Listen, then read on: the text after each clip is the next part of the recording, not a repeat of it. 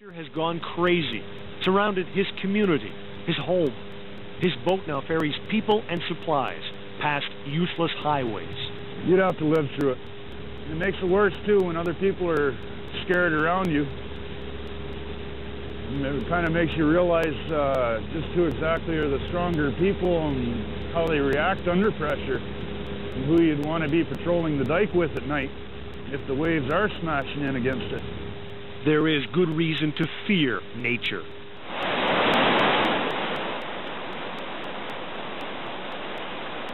Nature savagely reclaimed St. Agathe Tuesday, water cascading over man's best efforts. The ring dike is holding at Rochelle River. Well, Mother Nature's kind of been our friend in a way.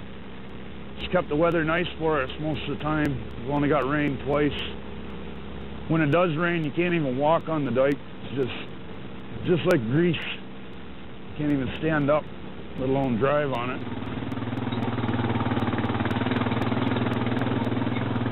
The dike, earth and clay and bumps. Nature's offspring, fathered by man.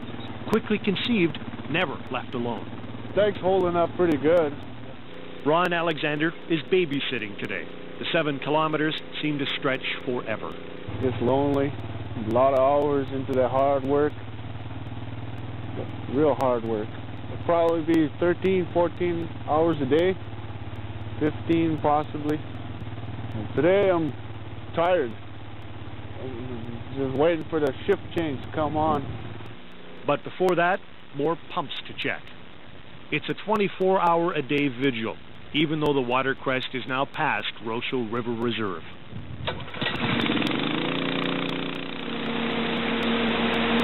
The crest is past, but Chief Felix Anton knows the danger is not.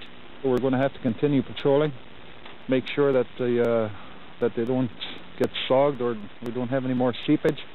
The dike suffered a bad breach Tuesday morning. Repairs are holding. Spirits are sagging. We need some sunshine. That's what we need out here. Make our days more happier. People want to come home, but I don't think that'll be for a while yet. At least not for about 10 days, maybe a week and a half or 2 weeks, I don't know. Depending on how fast the water goes down. That could mean at least another week of dike duty. I feel we've won, but I'm not going to say it, because Mother Nature might just change, you know. The next week will be the hardest part, because that's when the saturation sets in. But as long as the inside holds, we should be okay. So the watch continues. I think everybody was a little anxious for the city, you know, it being sort of crest day and everything. So far, when you look down, the red was staying within its banks. All that changed when you got south. There it is, folks, the mother of all backup valves. Have you got one in your basement yet, Diana? I believe I do. I checked after you asked me last time. There's the floodway. Looked full to me, but Larry Whitney said, don't worry, still lots of room. And it was from here on in.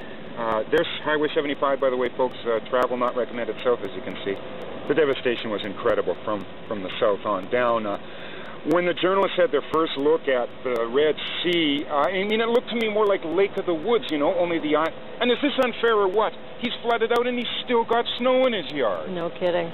So anyway, I mean, it looked much more like the military was the only presence out there. It was abandoned for the most part. It was a roller coaster ride of emotions. There's St. Adolphe. Way to go, St. Adolphe. Way to hang on there. And then St. Agathe. I spoke to 3 folks from St. Agathe. There's a chance, if you see there and the folks there in the north, there's a chance a couple houses might have made it. Otherwise, as you can see, the church, the school are a complete washout. It was very sad traveling over St. Agathe today. Then, of course, your emotions would go high and low and high and low. You know, with each homestead and each farm, some made it with the ring dikes. There's a little town of Albany. Isn't that sad? Albany went down, but that one ring dike around the individual home seems to be holding. You find yourself looking for them. You really do. There's somebody who made it. You'd go, and then that's right. It was really amazing. And there, the impenetrable Isle of Morris. Oh, I was happy to see that. Doesn't that look good, folks? All those folks that are inside working hard, the folks that are outside, it's still holding. I was so pleased, and so much water. Larry Whitney mentioned now there is as much water south of Morris as north. That's St. Jean, of course, St. Jean-Baptiste, and then we started to head south to Emerson. Now, what as much water means south of Morris as north is the water is moving, of course. Then we turned around and had a look at the Z dike. Of course, that should be Z dike. I don't know. I'm no expert. I'm no hydrologist. There's the longest line of cellophane I've ever seen in my life. That's that rip-rap stuff. I'm no expert, but I'm saying right now, folks, I'm going out on a limb and saying that dike looks good. It does look good.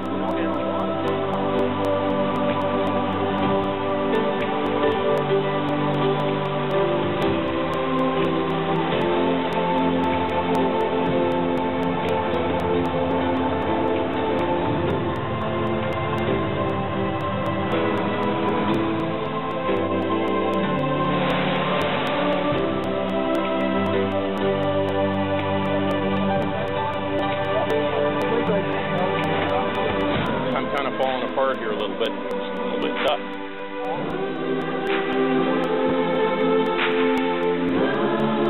I'm going to stay here till I cannot fight for it anymore.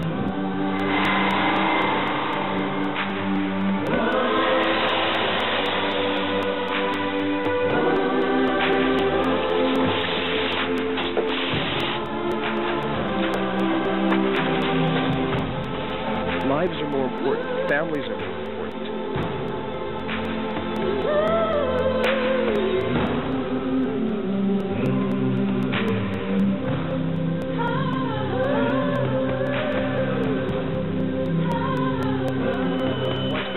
For weeks and rising steadily, the Great Red Sea of Manitoba has finally reached its peak. Officials say the water's highest level, its crest, is now moving through Winnipeg. Crashing through these gates is uncharted territory.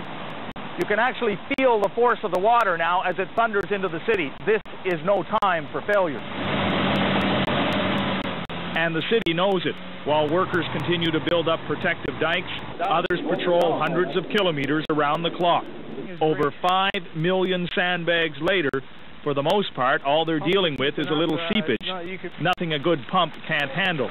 And Tom Lambou from the city is starting to feel pretty confident. I get a sense that a bit of weight has been lifted here now. People are starting to feel a little bit more optimistic. Oh, definitely, yeah. They're seeing that it's working now. Working so well that today the mayor held another news conference, this time with good news. That residences and businesses in these areas are not on alert. Susan Thompson says thousands of people along the Red will be able to stay in their homes after all. Originally, the flood experts feared this 40-kilometer dike could fail, sending another half-meter of water into the city. But after re-examining their figures, they say the city's floodway gates can be adjusted to handle it. That's great. We're happy. We don't want to be forced out of our homes, obviously. But others haven't been as lucky. In St. Norbert, just south of the city, the Canada geese, along with the river, have claimed this house.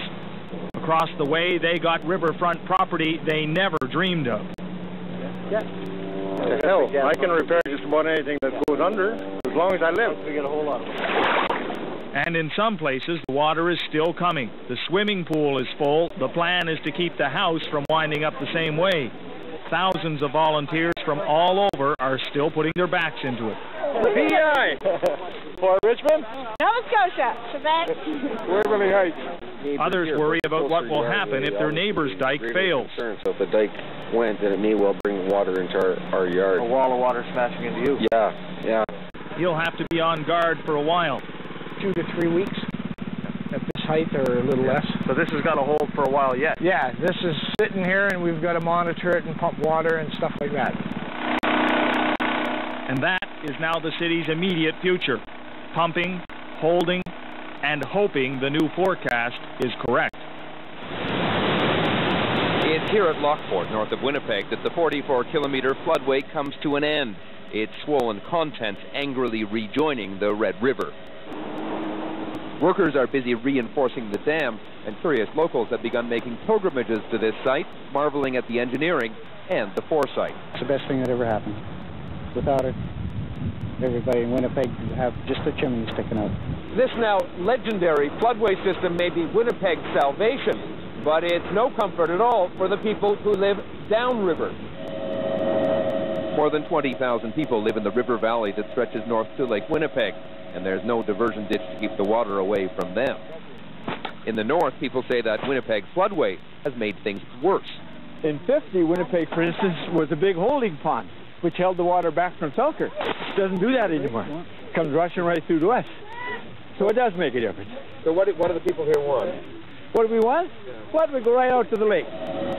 But Selkirk is lucky. It sits on high ground. This river is very confined within some very high banks. Vulnerable. Jim Fensky is Selkirk's emergency coordinator. We're fairly confident that with the exception of 1 or 2 homes, the river is not going to rise high enough vertically to actually affect the town proper.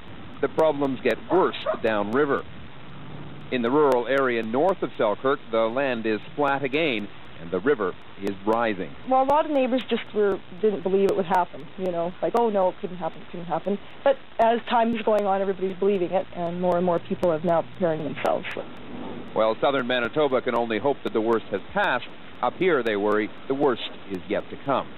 Jeffrey Kaufman, CBC News, near Selkirk, Manitoba. The floodwaters here have ebbed away now. What's been a ghost town for the past 2 weeks is coming back to life. Businesses are pumping out their basements, cleaning up the muck in stores and plants, defiantly showing their will to rebuild in the floodplain. The floods and the raging fires that destroyed much of the town center caused more than $1 billion of damage and forced most of its 50,000 residents to evacuate. Today, thousands of those people are back in Grand Forks, volunteering their services to feed the homeless, run the shelters, and staff emergency hotlines. Recovery Radio Network, hi, you're on. Grand Forks Mayor Pat Owens has become a national hero for the way she's mobilized this town's recovery effort. The community is not buildings, it is people, and our people have been very strong. That strength was evident today in the worst-hit areas of Grand Forks as residents returned to check out their homes, hundreds of them damaged beyond repair. It's so hard to deal with. It's very hard to deal with. But now we're kind of looking at recovery and where we go. So now we've got some plans instead of just disaster. At least Jerry Hobart could get back into his home. Be real careful. Yeah. It's real contaminated. This is what he found inside. His lifetime home, a foul-smelling mess of sludge and contaminated water. I don't have anything to complain about. I salvaged some stuff from the 3rd floor, so that's a victory. But while the resilience, the spirit of this community so far is astonishing, there are also emotional aftershocks that are just beginning to be felt. Mental health workers here say they're detecting symptoms of acute anxiety and depression. The nightmares, the regression in children. B.J. Crown, a Red Cross psychiatrist, says many of the people she's counseling here are threatened by stress disorders that only surfaced a week or 2 after the disaster. Most of these people will go through some of it. And the longer it remains untreated, the harder it is to treat and the longer it'll last. But Crown also says that if any place can recover and flourish after a disaster, this town can. David Halton, CBC News, Grand